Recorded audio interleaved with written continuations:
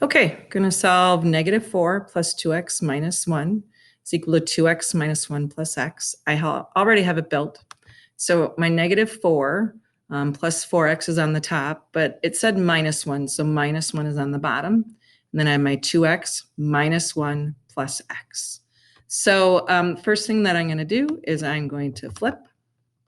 So move those up to the top.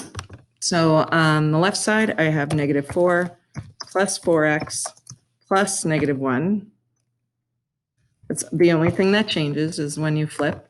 And then I have 2x plus negative 1 plus x. Okay. All right, so I'm going to look to see if I have any zero pairs, and I don't. So the next step I'm actually going to do is notice how I group things, but in my equations, they're not really grouped, or in my expressions. So I'm just going to group them together. I have 4x plus negative 5, because I really have negative 5 unit tiles over on there. And then I'm going to put my x's together, 3x plus negative 1. So combining like terms might not be making zero pairs, but I'm still writing those together. All right, so I can take off balanced sets now. So I can take 3 x's off the left side and 3 x's off the right side. And I'm going to do these one at a time. So I'm going to go in here, and I'm going to write that I took away 3 x's. And I took away 3 x's. And what I'm left with on the left side is an x plus negative 5.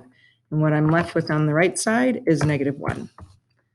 And I can take more balanced sets off. I can take the negative 1 off of both sides. And as you can see, what's starting to happen though, so I'm going to subtract 1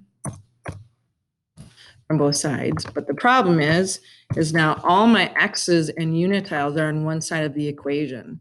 So I need to, so here I have my x and then plus negative 5 on this side. And then here I have 0. So I need to move these negative 5 over, and it looks like I'm out of space in my table. That's okay. So in the way that I'm going to do that is I'm going to add 4 to both sides. That's how I move things, is by making zero pairs. So you can add things in order to make zero pairs in order to move it. So making zero pairs, and can move these off of this side. So what I'm left with is that x is equal to 4. So I added, this was a 4. So I added 4 and added 4. And my answer that I got was that x is equal to 4. And now I want to check it, and I'm going to check it by plugging it back into the original equation. So the original equation was 2, but instead of an x, instead of an x, I'm going to put, wherever I see an x, I'm going to plug in 4. So 2 times 4. Let's look at the original one. Oh, no, 4 plus 4x minus 1. I don't know where I got that from. So this is going to be 4 times 4x.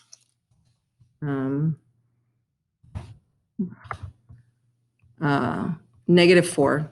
Sorry, negative 4 plus 4 times 4x minus 1. And is that really equal to, where did it go? Is that really equal?